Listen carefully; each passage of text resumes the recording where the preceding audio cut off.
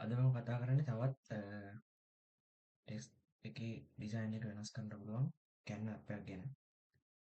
හරි අපි බලමු මොකක්ද කියලා. ඉස්සෙල්ලාම ඔයාලා මේ තියෙන වම් පැත්තේ තියෙන app section එකට ගිහිල්ලා මේ app section එක වල search කරගන්න ඕනේ type extrude කියලා.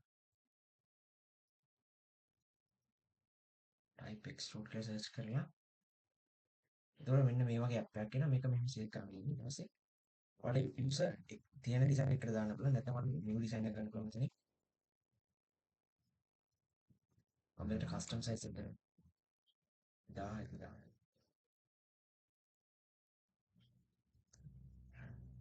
design එක. මේකෙත් ටෙක්ස්ට් එක ටිකක් 3D විදිහට හදන්න පුළුවන්. අපි බලමු කොහොමද කරන්න කියලා.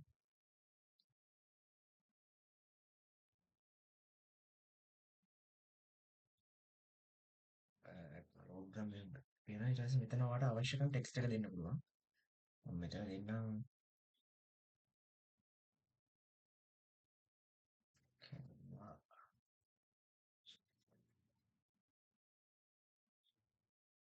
design. Canva design කියලා දෙන්න.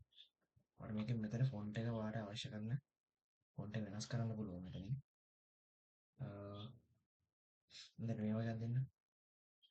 ඊට පස්සේ මේකේ ඔයාලට පොඩ්ඩක් thickness එක වෙනස් කරන්න පුළුවන් මේකේ. මේ විදිහට. ඊට පස්සේ මේකේ angle එක මේකේ length එක අපි මේ කරමු. මේ වගේ හදලා angle එක ඔයාලට වෙනස් කරන්න පුළුවන්.